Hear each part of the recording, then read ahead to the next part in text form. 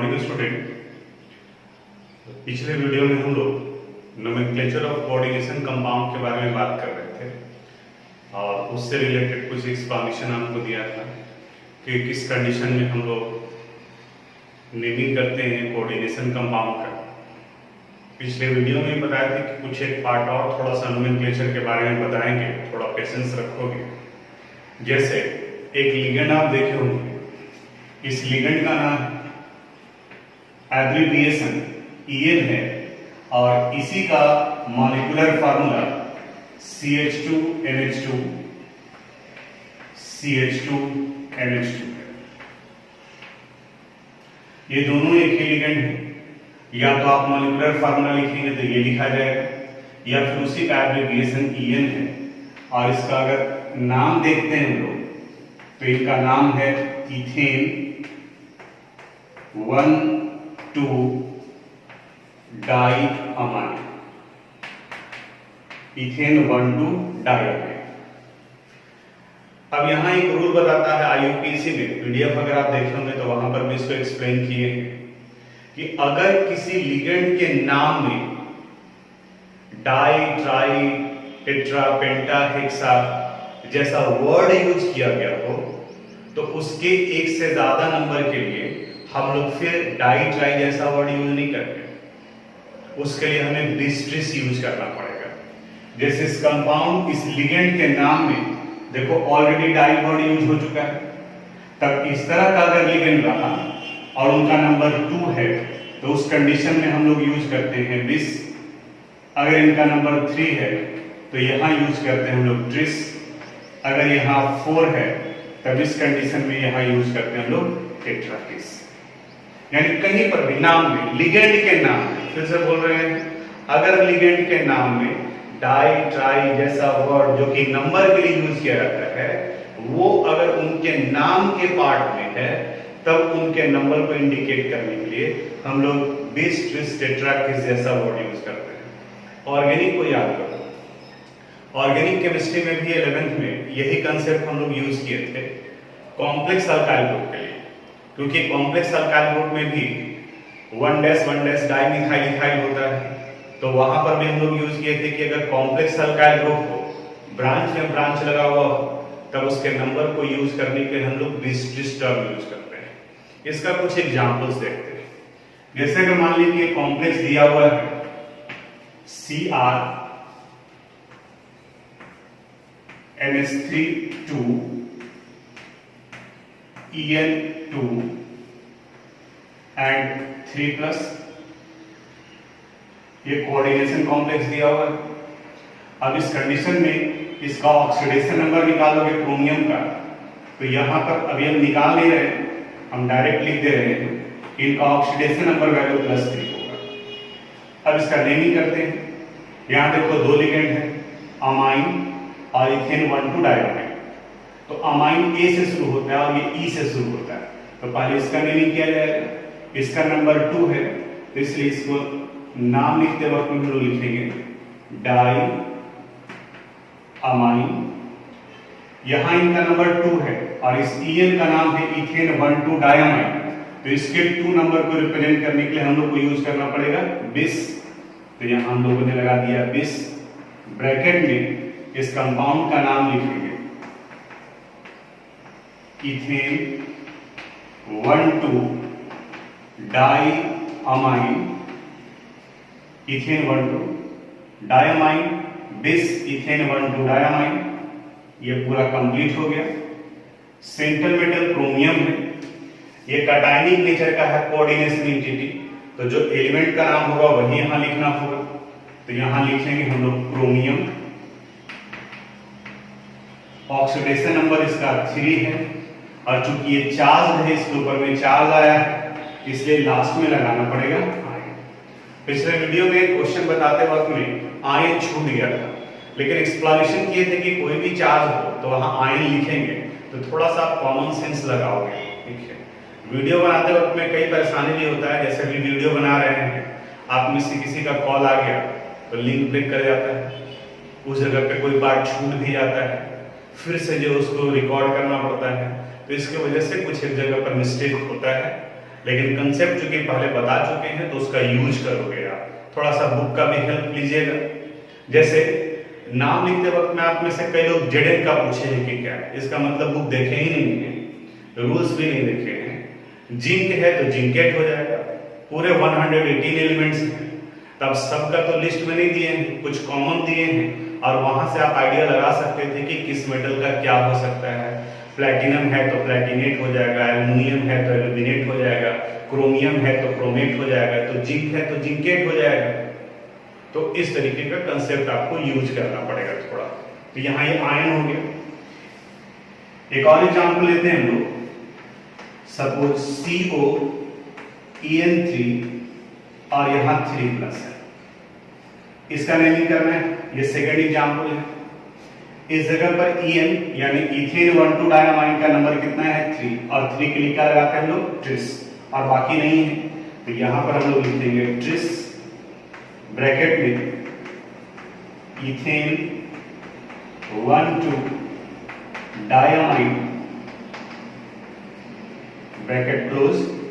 CO cationic है तो cobalt, तो यहां लिखते हैं हम लोग कोबाल्ट। ब्रैकेट में ऑक्सीडेशन नंबर आप x मान करके ही निकालोगे। अब हम डायरेक्ट लिख देंगे तो इसका मतलब ये चार्ज नहीं लिखते, आप x मान करके ही बनाओगे, उसी से निकालोगे। यहाँ x + 0 × 3 +3, x +3 आ जाएगा क्योंकि ये न्यूट्रल लिगेंड है। तो यहाँ पर हम लोग लिखते हैं इसका ऑक्सीडेशन नंबर 3 और ये चार्ज है, इसलिए यहाँ लिखते हैं हम लोग। तो tris ethane 1,2 diamine cobalt third ion, और यहाँ इस कंपाउंड का नाम हुआ diamine bis ethane 1,2 diamine chromium third ion. अब यहाँ पर वैसे कोऑर्डिनेशन कंपाउंड के नेमिंग के बारे में डिस्कस कर रहे हैं जहां दो कोऑर्डिनेशन एंटिटी हो। बोर्ड पर आपको दिख रहा होगा, यहाँ काउंटर आयन न होकर के दो कोऑर्डिनेशन एंटिटी है, NiH2O4 एंड PtCl4। कंसेप्ट जो पहले हम लोग सीख चुके हैं उसका कौन सा पार्ट याद रखना है। किसी भी फार्मूले में जो फर्स्ट पार्ट होता है वो कटायनिक और जो सेकंड पार्ट होता है वो अनायनिक। इसका मतलब ये हुआ कि इस कॉम्प्लेक्स का ये पार्ट ये कटायनिक नेचर का है जो स्टार्टिंग में आ गया, और PtCl4 ये अनायनिक नेचर का है। यानी इस वाले पोर्शन का नेमिंग जब करेंगे तो कटायन जैसा बिहेव करेंगे, यानी कि निकेल यूज करेंगे, और जब इसका यूज करेंगे तो ये अनायनिक है तो प्लैटिनम की जगह पर यहाँ पर प्लैटिनेट होगा। अब पहला काम है ऑक्सीडेशन नंबर निकालना। संयोग से आपके सिलेबस में आपके बुक में जो एग्जांपल्स दिया हुआ है वो दोनों पार्ट में ऑक्सीडेशन नंबर वैल्यू सेम आ रहा है, तो उसके कंसेप्ट को लेकर के चलो। यहाँ निकेल है मेटल, ऑक्सीडेशन नंबर निकाल रहे हैं पहले, तो निकेल के लिए यहाँ वैल्यू हो गया x, H2O न्यूट्रल लिगेंड है तो 0 × 4, प्लैटिनम मेटल है इनका निकालना है x, क्लोरीन का -1 × 4 = 0। यहाँ ये वैल्यू हो गया x + x - 4 = 0, 2x - 4 = 0, 2x +4, then x would be equal to +2। निकल गया यहाँ पर ये ऑक्सीडेशन नंबर, यानी कि निकेल का भी ऑक्सीडेशन नंबर +2 आएगा, प्लैटिनम का भी +2 आएगा। फिर से एक बात जो बोल रहे हैं, हर एक कंडीशन में ये बराबर नहीं होता है, लेकिन आपके लेवल में जितना है वहां ये कंसेप्ट आप यूज करोगे तो वो निकल जाएगा। एक कंसेप्ट और काम करता है कि चूंकि ये पूरा का पूरा कॉम्प्लेक्स जीरो है, न्यूट्रल है, तो इनके ऊपर जो चार्ज डेवलप करेगा वही इनके ऊपर डेवलप करेगा। अब जैसे देखो कि इनका अगर ऑक्सीडेशन नंबर या चार्ज +2 है, ये न्यूट्रल है, तो इनके ऊपर में 2+ चार्ज आ जाएगा। क्लोरीन का -1 है तो -4 और यहाँ +2, ये कितना आ जाएगा -2। तो देखो +2 यहाँ आया था, -2 यहाँ आया था तो 0, नहीं तो आप x मान करके जो बनाया है वो +2। H2O एक्वा और इसका नंबर 4 है, तो यहां इसका नाम हो गया टेट्रा एक्वा। ये कटायनिक है इसलिए निकल। ऑक्सीडेशन नंबर 2 दूसरे वाले पार्ट में क्लोराइडो और इनका नंबर 4 है, एक स्पेस डालेंगे, टेट्रा क्लोराइडो, पीटी प्लैटिनेट,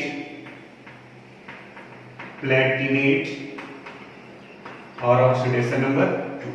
अब ध्यान कहां देना है, इस जगह पर देखो मेटल के लिए हम लोग निकेल लिखे और यहां पर मेटल के लिए प्लैटिनेट लिखे। रीजन, ये पार्ट कैटायनिक है इसलिए निकेल हो गया, और ये पार्ट अनायनिक है इसलिए प्लैटिनम की बजाय यहां पर ये प्लैटिनेट हो गया। अब इस वाले एग्जाम्पल में आते हैं हम लोग, यहां CONH3 CrCl6 दिया हुआ है। यहां पर भी आपको सबसे पहले मेटल का ऑक्सीडेशन नंबर निकालना है, तो पहले हम लोग ऑक्सीडेशन नंबर निकाल लेते हैं। Cobalt X, ammonia 0 × 6, chromium X, Cl -1 × 6 = 0। यहाँ ये वैल्यू हो गया x + 0 + x - 6 = 0, 2x - 6 = 0, x would be equal to +3। Oxidation number निकल गया। जहां भी किसी कॉम्प्लेक्स में दो कोऑर्डिनेशन एंटिटी हो तो फर्स्ट कोऑर्डिनेशन एंटिटी कैटायनिक होगा और उसके बाद का कोऑर्डिनेशन एंटिटी अनायनिक होगा। ये रूल है, हमेशा यही होगा। अब इसका नेमिंग करते हैं, ये मान के चलना है कि ये कैटायनिक है और ये अनायनिक है। यहाँ कोऑर्डिनेशन एंटिटी में पहले लिगेंड का नाम लिखा जाता है, तो यहाँ पर 6 अमाइन है तो इसलिए इसका नाम हो गया हेक्सा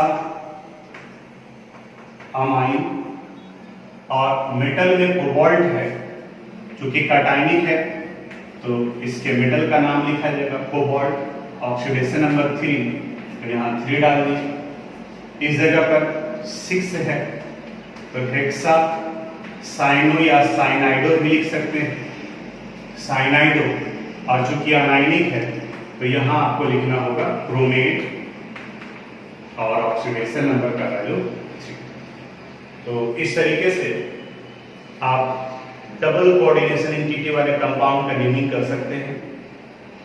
थोड़ा सा अपना दिमाग भी यूज करो, साइड बुक भी आप देखिए, कोशिश कीजिए समझने के लिए। ऐसा नहीं कि टीचर को गूगल मत बनाना, अच्छा ये नहीं बन रहा है सेंड कर दिए क्वेश्चन। आपको थोड़ा आश्चर्य भी लगेगा, एक ही क्वेश्चन जो है वो इतनी बार आता है, रेगुलर क्लास से कहीं ज्यादा कर सकते। एक को रिप्लाई किए नहीं कि फिर दूसरा मैसेज आया और बिल्कुल इसी तरीके से। लेकिन उसके लिए नहीं है कि आप जहां डाउट है वो आप पूछो ही नहीं, आप बिल्कुल पूछिए और हम पूरी कोशिश करेंगे, बताएंगे। इस लॉकडाउन में तो घर में है और आप भी के सर्विस के लिए तो बिल्कुल बताएंगे, लेकिन हम ये चाहते हैं कि थोड़ा सा आप अपना दिमाग भी यूज कीजिए, कोशिश कीजिए कि आंसर जो है वो खोजें, क्योंकि वो आपका परमानेंट रहेगा। अदरवाइज आप जो क्वेश्चन पूछोगे उसका हम सॉल्यूशन बता दिए तो फिर उसी तरह का कंसेप्ट दूसरी जगह पे आप अप्लाई नहीं कर पाओगे, फिर आपको कहीं ना कहीं जो है परेशानी होगी। तो आप कोशिश कीजिएगा इस तरह के और क्वेश्चन को ढूंढने का, बनाने का। कहीं कुछ अलग लगे कि हाँ ये कंसेप्ट नहीं है तब फिर पूछिएगा हमसे। तो ये नोमेनक्लेचर का पोर्शन अभी जो है वो कंप्लीट हो गया। नोमेनक्लेचर कंप्लीट करने के बाद में अब हम लोग फॉर्मुलेशन पर आते हैं। फॉर्मुलेशन यानी अभी जो कुछ सीख रहे थे, अभी जो कर रहे थे उसका ठीक रिवर्स यानी कि उल्टा होगा। अब इस वाले पार्ट में किसी कोऑर्डिनेशन कंपाउंड का आईयूपैक नेम दिया हुआ होगा और उसके आईयूपैक नेम से आपको फार्मूला लिखना होगा।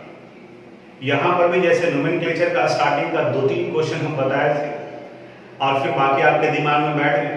असाइनमेंट आप सबमिट किए, आप में से 50% के अप्रॉक्स में लोगों ने असाइनमेंट सबमिट किया with in the time limit. सही बनाया है, कुछ एक जगह पे गलत था तो हम आपको सेंड भी कर दिए हैं आंसर उसका, आप उससे मिला लोगे तो वो सही हो जाएगा। यहाँ पर भी आप ध्यान से देखोगे और रिपीट कीजिए। आप वीडियो को 1 बार 2 बार आप देखिए, रिपीट करके देखिए। ये तो अपॉर्चुनिटी है इस जगह पर, क्लास में अपॉर्चुनिटी नहीं है। आप टीचर को रिमाइंड नहीं कर सकते कि आप क्या बोले, लेकिन यहाँ जो भी बात बोला जा रहा है उसको आप रिमाइंड कर सकते हैं। एक एक एग्जाम्पल को आप 2 बार 3 बार देख सकते हैं कि अच्छा यहाँ पर क्या बताया गया है, इस जगह पर क्या बताया गया है, तो उसका यूज कीजिए। यहाँ 2-3 एग्जाम्पल हम बताएंगे, पेशेंस के साथ में ध्यान से देखिए। जैसे कि मान लीजिए एक क्वेश्चन है जिसमें आईयूपैक नेम दिया हुआ है पोटेशियम हेक्सा साइनाइडो फेरेट, ये कॉम्प्लेक्स पोटेशियम हेक्सा साइनाइडो फेरेट 2, और इसका आपको फार्मूला लिखना है। पहले गौर से आप देखो और ये आइडेंटिफाई कर लो कि यहाँ काउंटर आयन कौन है और कोऑर्डिनेशन एंटिटी कौन है।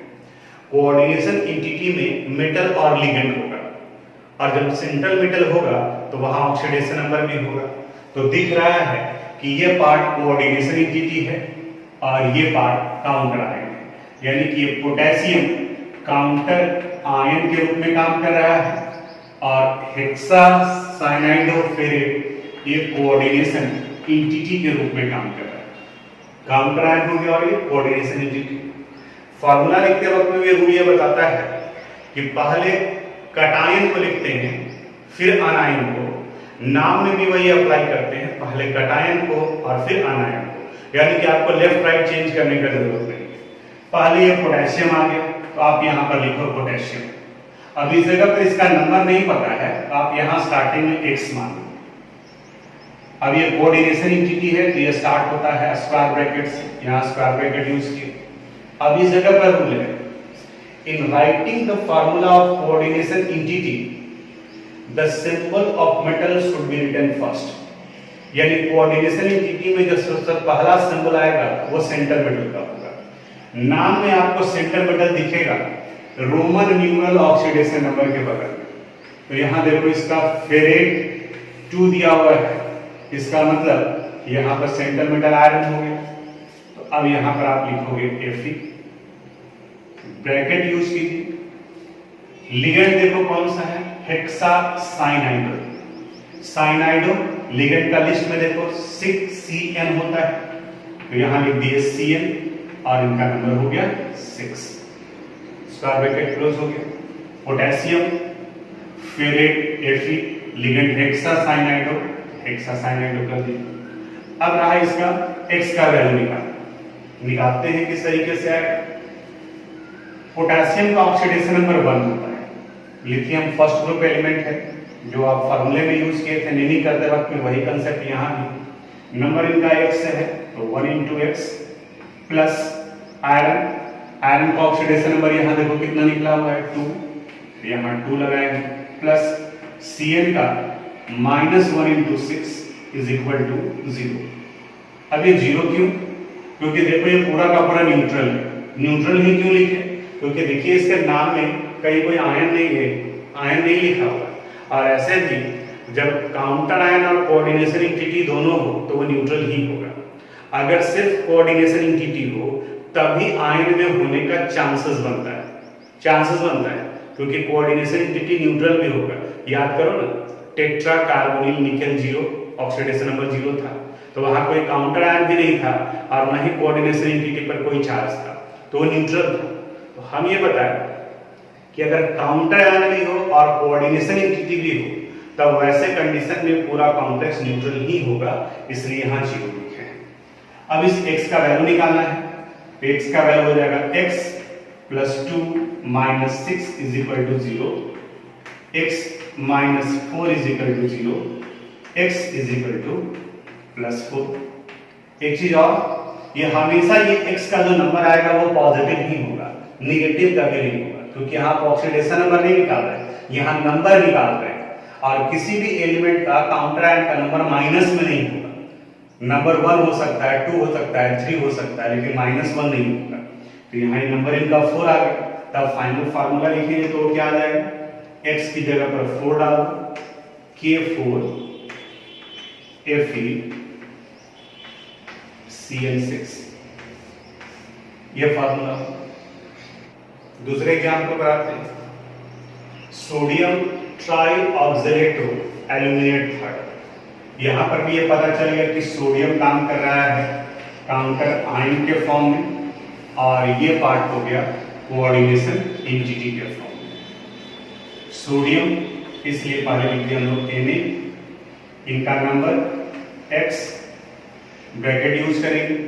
देखो इसमें सेंट्रल मेटल कौन है, एल्यूमिनेट, तो एल्यूमिनेट यानी कि एल्यूमिनियम, अब यहां एल्यूमिनियम लिखोगे।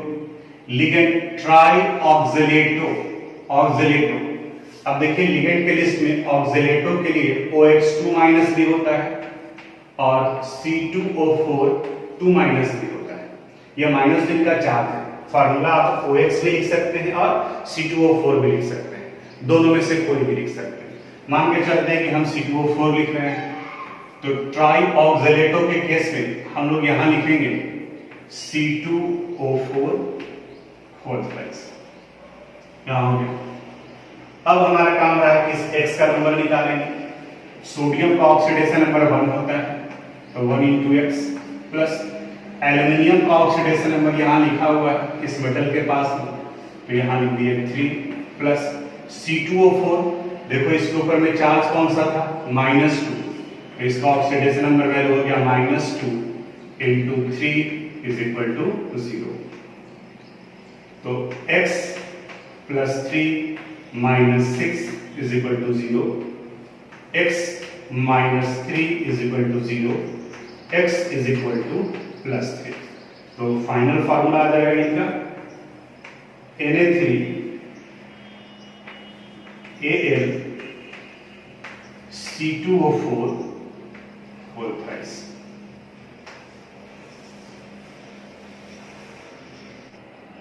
थर्ड एग्जाम्पल पर आते हैं। थर्ड एग्जाम्पल में हेक्सामाइन कोबाल्ट 3 ब्रोमाइड।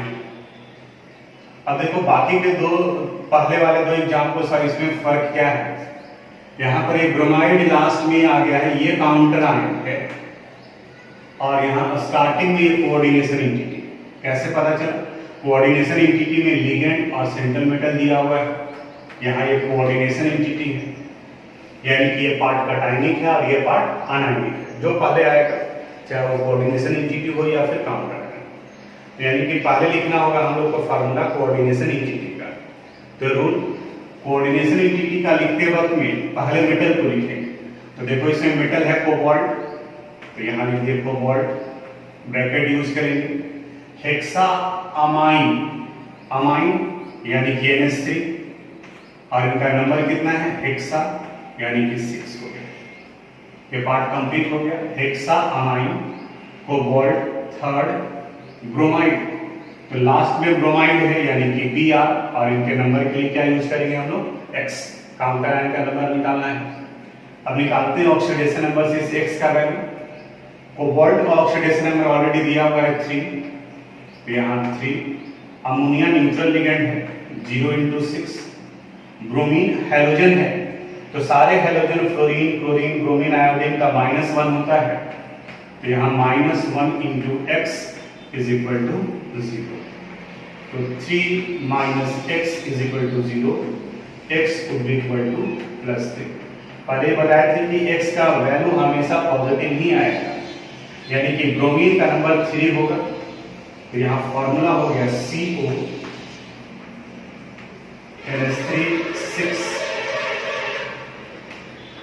Br, ये इस कॉम्प्लेक्स का फॉर्मूला। इस फोर्थ एग्जाम्पल में आते हैं। Diamine tetra aqua chromium 3 chloride, फिर दिख रहा है ये आपका काउंटर आयन हो गया, ये कोऑर्डिनेशन एंटिटी है। अब इस कोऑर्डिनेशन एंटिटी में ये सेंट्रल मेटल है क्रोमियम, और लिगेंड इस बार 2 है, एक देखो ये अमाइन यानी कि NH3, और दूसरा टेट्रा एक्वा, एक्वा यानी H2O। तो रूल से बताता है कि अगर एक से ज्यादा लिगेंड है तो उनको अल्फाबेटिकल ऑर्डर में रखते हैं, हालांकि नाम भी अल्फाबेटिकल ऑर्डर में रहता है, तो एक बार उसके नाम का ही अल्फाबेटिकल ऑर्डर चेक कर लोगे। तो अमाइन AM से शुरू होता है, एक्वा AQ से शुरू होता है, तो AQ लास्ट में आएगा, यानी कि फार्मूला में भी उसको बाद में रखेंगे। अब पहले कोऑर्डिनेशन एंटिटी का फार्मूला लिखते हैं। यहाँ कोऑर्डिनेशन एंटिटी क्रोमियम, तो क्रोमियम के लिए Cr लिख दी। NH3 का नंबर 2 है, यहाँ लिखा जाएगा NH3 whole twice. Diamine tetra aqua यानी H2O 4, सब कंप्लीट हो गया। और भी कोई लिगेंड रहता तो यहां लिखते, bracket close. Chloride, counter ion और इनका नंबर हम लोग x कर दिया। अब इस x का वैल्यू निकालना है। क्रोमियम का 3 होता है, यहाँ 3। Ammonia neutral ligand 0 × 2, H2O neutral ligand 0 × 4, chlorine -1 × x is equal to 0।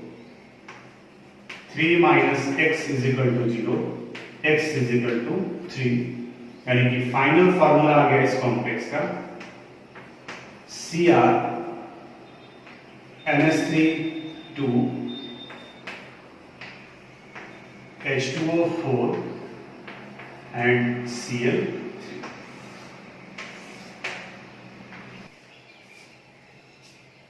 अब ये 5th क्वेश्चन पर आते हैं। Diamine, diammine, di aqua, di chlorido, cobalt third, bromide. Bromide counter ion हो गया, लेकिन इस कॉम्प्लेक्स में 3 लिगेंड हैं। पहले कोऑर्डिनेशन एंटिटी आ रहा है, उसके बाद काउंटर आयन। तो पहले कोऑर्डिनेशन एंटिटी का लिखेंगे। कोऑर्डिनेशन एंटिटी में सेंटर मेटल को पहले लिखते हैं, तो सेंटर मेटल यहाँ कोबाल्ट है, इस जगह पर हम लिख दिए पहले कोबाल्ट। अमाइन का फार्मूला हो गया NH3, एक्वा का फार्मूला हो गया H2O और क्लोराइडो का फार्मूला होता है Cl। अल्फाबेट में पहले अमाइन ही आएगा, A से शुरू हुआ, फिर ये भी एक्टिव है, और यहाँ क्लोराइडो C से शुरू हो रहा है, इसलिए इन दोनों के बाद में आएगा। डाइअमाइन, एक से ज्यादा नंबर है, तो NH3 whole twice. Di aqua H2O whole twice. Di chlorido Cl2, counter ion bromine और इनका नंबर x।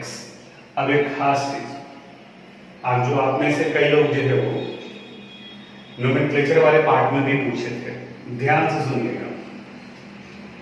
NH3 को ब्रैकेट में रखें, H2O को ब्रैकेट में रखें, लेकिन क्लोरीन यहां पर ये लिगेंड के रूप में काम कर रहा है, फिर भी इसको ब्रैकेट में नहीं लिखें। क्यों? रूल क्या बताता है? वैसे लिगेंड जिसमें एक से ज्यादा अलग अलग एलिमेंट के एटम हो, उन्हें हम लोग ब्रैकेट में लिखते हैं, और जो एलिमेंटल फॉर्म में हो उसमें ब्रैकेट यूज नहीं करते। तो यहाँ NH3 में देखो 2 एलिमेंट है, एक नाइट्रोजन और हाइड्रोजन, इसलिए इसको ब्रैकेट में रखा गया। वाटर में 2 एलिमेंट है, हाइड्रोजन और एक ऑक्सीजन, इसलिए इसको ब्रैकेट में रखा गया। लेकिन क्लोरीन चूंकि एलिमेंटल मॉलिक्यूल है, एलिमेंटल फॉर्म में है, इसलिए इसको सिर्फ Cl लिखा गया है।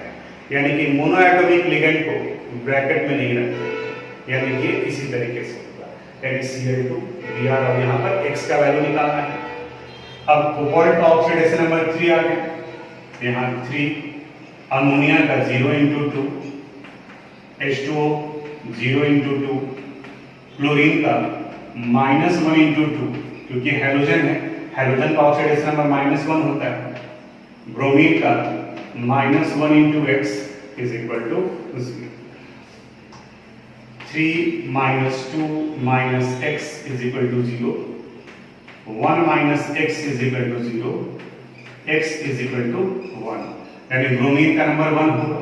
तो फाइनल फॉर्मूला आ गया CO NH3 2 H2O2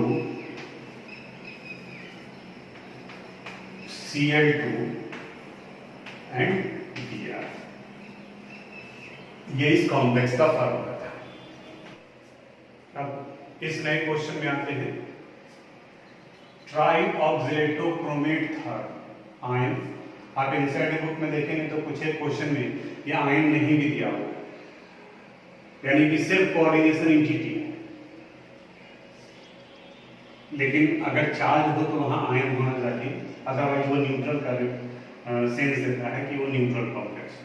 सिंपल सा बात, इसमें काउंटर आयन नहीं दिया हुआ है, सिर्फ कोऑर्डिनेशन एंटिटी। पहले लिखते हैं हम लोग ट्राई ऑक्सिलेटो क्रोमेट, यानी कि सेंटर मेटल क्रोमियम है, यहाँ क्रोमियम लिख दिए। ऑक्सिलेटो OX लिख सकते हो या C2O4 लिख सकते हो। यहाँ OX लिख दिए, ट्राई इनका नंबर 3 है, ब्रैकेट यूज करेंगे। अब इसके बाद में अगर सिर्फ कोऑर्डिनेशन इंटिटी हो, काउंटर आयन नहीं हो, तो इस कोऑर्डिनेशन इंटिटी के ऊपर में कोई चार्ज आ सकता है। तब उसके लिए इस जगह पर यहाँ हम लोग x लिखेंगे, यानी कि जो चार्ज का वैल्यू होगा।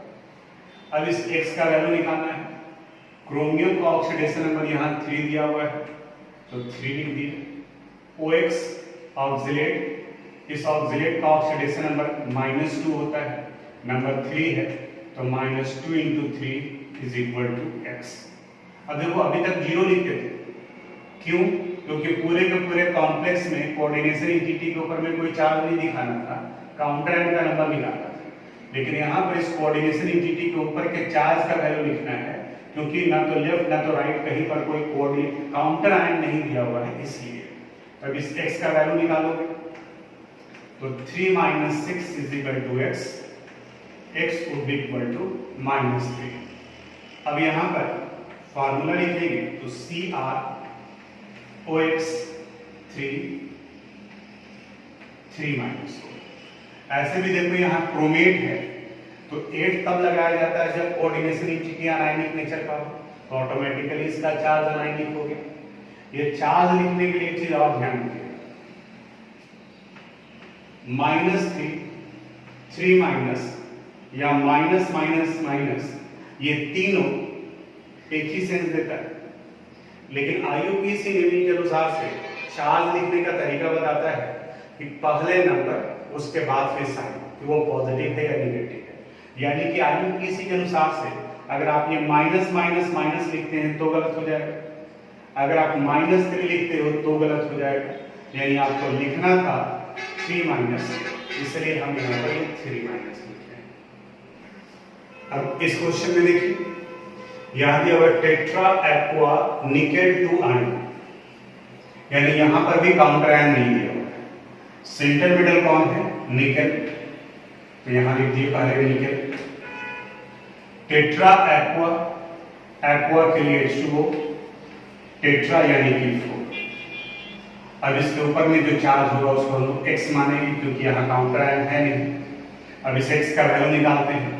निकेल का ऑक्सीडेशन नंबर 2 दिया हुआ है, इसकी जगह पर 2।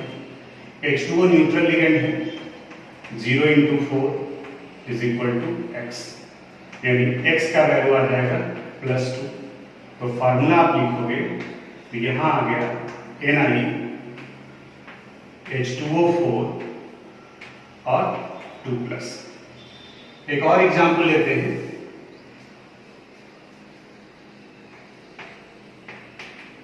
Tetra carbonyl nickel 0, tetra carbonyl nickel 0। अब इस कंडीशन में यहां इसका फार्मूला लिखोगे तो NiCO4, और मान लीजिए इसके ऊपर में x लिख दी।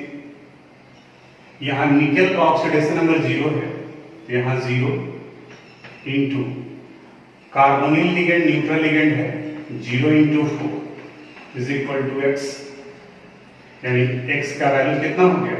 0। यानी कि ना तो यहाँ कोई पॉजिटिव चार्ज होगा और ना ही कोई नेगेटिव चार्ज होगा। तो ये न्यूट्रल कॉम्प्लेक्स के एग्जाम्पल में आ गया, यानी NiCO4 ये कंपाउंड है। अब इस लास्ट वाले क्वेश्चन पर आ रहे हैं। यहाँ एक क्वेश्चन दिया हुआ है, और क्वेश्चन को ध्यान से समझोगे, 1-2 कंसेप्ट का यहाँ जरूरत पड़ेगा। आयरन 3 हेक्सासाइनाइडो फेरेट 2, ये आपका काउंटर आयन है और ये कोऑर्डिनेशन इंटिटी। अभी तक जो भी काउंटर आयन रहता था उसका ऑक्सीडेशन नंबर आप अपने मेमोरी से लिखते थे, जो आप पढ़े उस कंसेप्ट से लिखते थे। लेकिन यहाँ पर इस आयरन का ऑक्सीडेशन नंबर 3 दिया हुआ है। रीजन, अभी तक जो भी आप काउंटर आयन देखते थे वो या तो S ब्लॉक एलिमेंट होता था या फिर P ब्लॉक एलिमेंट होता था।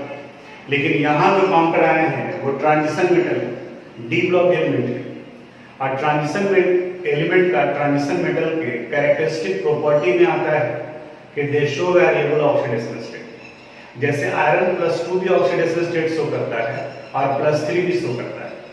तो अब आपको कंफ्यूजन हो सकता है कि अगर यहाँ पर ये 3 ना दिया रहता तो आयरन का ऑक्सीडेशन नंबर हम लोग 2 माने या फिर 3 माने, तो यहाँ पर ये 3 दे करके वैल्यू आपको हेल्प कर दिया कि जो काउंटर आयन के फॉर्म में होगा उसका ऑक्सीडेशन नंबर आपको 3 लेना है, और जो सेंटर मेटल ग्रुप में काम करेगा उसका ऑक्सीडेशन नंबर वैल्यू आपको 2 लेना है। फॉर्मूला लिखते हैं। पहले काउंटर आयन है आयरन, तो आयरन का सिंबल Fe होता है, इसके नंबर के लिए हम लोग X लिख दिए। अब इसके बाद हेक्सासाइनाइडोफेरेट 2, तो फेरेट यानी कि Fe, हेक्सासाइनाइडो यानी CN6, ये निकल गया। अब दूसरा काम है हमें इस X का वैल्यू निकालना है कि कितना वैल्यू आएगा। इस आयरन का ऑक्सीडेशन नंबर दिया हुआ है 3, यहाँ लिख दिया हम लोग 3 × X प्लस आयरन का ऑक्सीडेशन नंबर 2 प्लस Cn का oxidation number -1 × 6 is equal to 0। 3 × X हो गया 3X plus 2 - 6 is equal to 0। 3x - 4 is equal to 0। 3x would be equal to +4 and x is equal to +4/3। अब एक और part आ गया। अभी तक ये x का जो नंबर आ रहा था वो इधर 2, 1, 3, 4, 5 और अभी ये फ्रैक्शन में आ गया +4/3। देखते हैं आगे कैसे लिखते हैं। अब इस x की जगह पर 4/3 यहां करो, तो यहां ये वैल्यू हो जाएगा Fe 4/3 Fe CN6।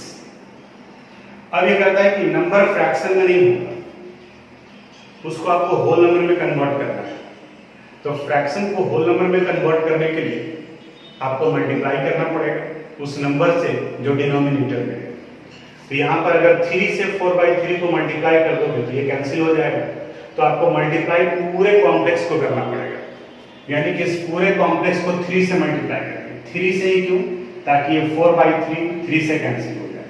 जब 3 से मल्टीप्लाई करोगे तो 4/3 × 3 ये वैल्यू 4 हो गया, तो यहाँ पार्ट आ गया Fe4 और ये पूरा 3 से मल्टीप्लाई हुआ है, तो यहाँ लास्ट में लिखा जाएगा FeCN6 होल थ्राइस। ये एक क्वेश्चन फ्रैक्शन का हम बताए हैं। इसी तरीके का एक क्वेश्चन और आपको एनसीईआरटी का क्वेश्चन सोल्व करेंगे तो फ्रैक्शन में आएगा, तो इसी कंसेप्ट का यूज करके आप इसको बनाओ। वैसे सॉल्यूशन फिर हम सेंड कर देंगे, तो वहां से आप मिला लोगे उसका। ये फॉर्मुलेशन तक का काम कंप्लीट हो गया, यानी कि कोऑर्डिनेशन कंपाउंड के कंसेप्चुअल पोर्शन को हम लोग कंप्लीट कर चुके हैं। ये पूरा चैप्टर ही कंसेप्चुअल है, इसे बोलते हैं कि मेरे साथ में चला। आप में से कई लोग जो लास्ट में ज्वाइन किए या बीच में जो छोड़ चुके थे वो फिर से रीज्वाइन किए, तो उनका कोऑर्डिनेशन कंपाउंड वगैरह या पी ब्लॉक का कुछ पार्ट बाकी है। हम बता रहे हैं कि अभी ये चैप्टर चलने दो, साथ में चलो, जितना वर्क दिए उसके अनुसार से करो, क्योंकि अगर यहाँ पिछड़ गए तो फिर आप बाद में कवर नहीं कर पाओगे, वो छूटा हुआ रह जाएगा। तो फॉर्मुलेशन तक का रिवीजन वगैरह भी कीजिए, नोमेनक्लेचर का, ऑक्सीडेशन नंबर का जहाँ मिस्टेक होता है उसको आप देखिए। और बाकी अब अगले क्लास में हम लोग इसके आइसोमेरिज्म के बारे में बात करेंगे। आइसोमेरिज्म में यहाँ पर जो स्ट्रक्चरल आइसोमेरिज्म है, स्टीरियो आइसोमेरिज्म है, तो थोड़ा सा एनसीईआरटी बुक का हेडिंग डाल करके रखोगे तो मेरे लिए समझाना ज़्यादा आसान हो जाएगा। Thank you.